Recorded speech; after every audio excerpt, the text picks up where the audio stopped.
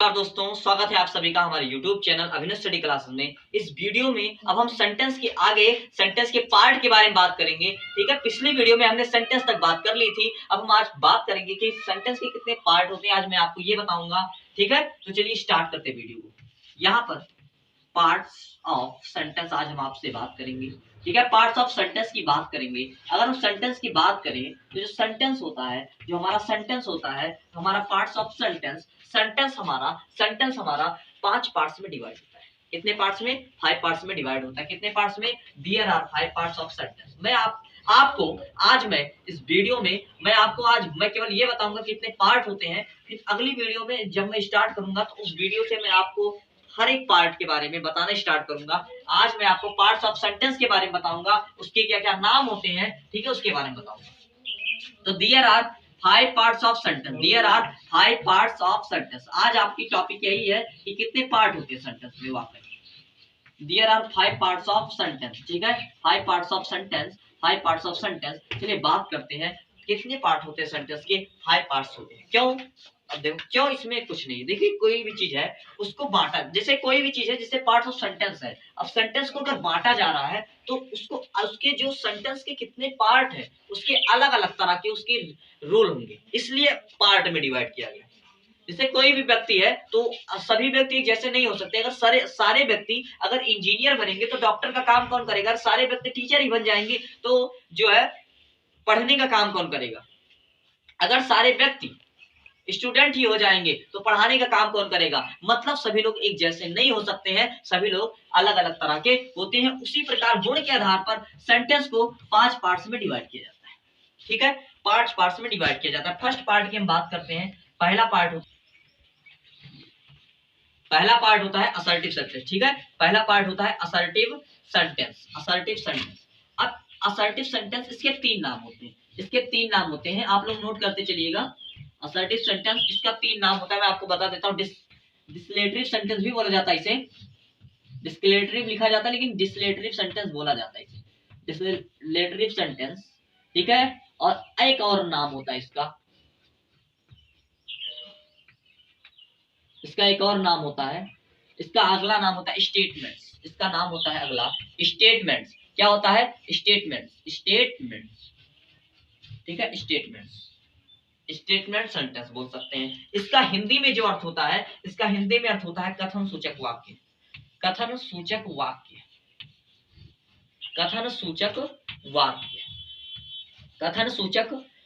ठीक है, कथन सूचक वाक्य होता है। और होता है इसका दूसरा नाम, हम बोल सकते हैं। यहाँ पर हम इसका दूसरा नाम भी बोल सकते हैं। कथन सूचक वाक्य हो गया। एक नाम होता है यहाँ पर इसका जो है विधि सूचक वाक्य। इसके 2 नाम हिंदी में भी होते हैं, विधि सूचक वाक्य।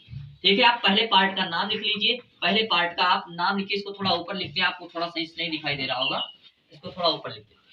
ठीक है, यहाँ से लिखते हैं कथन सूचक वाक्य। इसको बोलते हैं कथन, यहाँ से मैं ब्रैकेट में लिख दे रहा हूँ कथन सूचक वाक्य। कथन सूचक वाक्य है। ठीक है, कथन सूचक वाक्य। और यहाँ पर दूसरा नाम जो इसका आता है, इसका जो दूसरा नाम निकल कर आता है उसका हिंदी में दूसरा नाम होता है विधि सूचक वाक्य, जो कि इससे निकल कर आता है, स्टेटमेंट से निकल कर आता है। विधि सूचक वाक्य जिससे बोला जाता है। दूसरा नाम क्या होता है? विधि सूचक वाक्य। ठीक है, आप पहले यहाँ पर आप देखिए विधि सूचक वाक्य, ये आपका नाम हो गया। क्या बोलते हैं? मैं आपको नाम बता दे रहा हूँ। यहाँ पर इसको बोला जाता है, इसको बोलते हैं असर्टिव सेंटेंस, डिस्क्लेरेटिव सेंटेंस, स्टेटमेंट्स, मतलब विधि सूचक वाक्य। ठीक है, तो विधि सूचक, यहाँ पर ये पहले पार्ट की बात होगी। आप लोग इसको उतार लीजिए, फिर दूसरा पार्ट का नाम बताते हैं आपको। ठीक है, पहला हो गया असर्टिव सेंटेंस, डिस्क्लेरेटिव सेंटेंस, स्टेटमेंट्स, विधि सूचक वाक्य या कथन सूचक वाक्य से बोला जाता है। ठीक है, चलिए अब हम आपको दूसरा जो है बताते हैं। यहाँ पर हम दूसरा आपको बताने जा रहे हैं। दूसरा पार्ट जो होता है, दूसरा पार्ट हमारा होता है, जो दूसरा पार्ट आता है उसका नाम होता है इंट्रोगेटिव सेंटेंस। इंट्रोगेटिव सेंटेंस, या हम इसका दूसरा नाम एक भी बोल सकते हैं आस्किंग क्वेश्चन सेंटेंस, मतलब जिसमें क्वेश्चन पूछा जाए, क्वेश्चन पुट किया जाए। इंट्रोगेटिव सेंटेंस, जो सही नाम है उसका नाम है इंट्रोगेटिव सेंटेंस। इंट्रोगेटिव सेंटेंस, यहाँ पर इंट्रोगेटिव सेंटेंस की बात कर रहे हैं और इसका हिंदी अर्थ होता है, इसका हिंदी में बोलते हैं प्रश्न सूचक वाक्य। इसका हिंदी में बोलते हैं प्रश्न सूचक वाक्य। इसको हिंदी में बोलते हैं क्या? प्रश्न सूचक वाक्य। ठीक है, ये प्रश्न सूचक वाक्य हो गया। अब मैं आपको बहुत अच्छे कल से समझाऊंगा, ठीक है, क्या होता है, मतलब इसको मतलब क्या होता है, इसे किसको प्रश्न सूचक वाक्य कहेंगे, किसको असर्टिव सेंटेंस बोलेंगे। अब तीसरा सेंटेंस होता है हमारा इंपेरेटिव सेंटेंस। तीसरा होता है इंपेरेटिव सेंटेंस, ठीक है, तीसरा होता है imperative sentence. Imperative sentence, imperative sentence, ठीक है, इंपेरेटिव सेंटेंस, यहाँ पर इंपेरेटिव सेंटेंस की बात हो रही है, तो इंपेरेटिव सेंटेंस तीसरा होता है। इंपेरेटिव सेंटेंस को बोलते हैं आदेश सूचक वाक्य, इसको बोला जाता है आदेश सूचक वाक्य। ठीक है, आप ये दो पार्ट फटाफट नोट करिए। आदेश सूचक वाक्य, यहाँ पर इंट्रोगेटिव सेंटेंस जिसको बोला जाता है आदेश सूचक वाक्य, आदेश सूचक वाक्य बोला जाता है।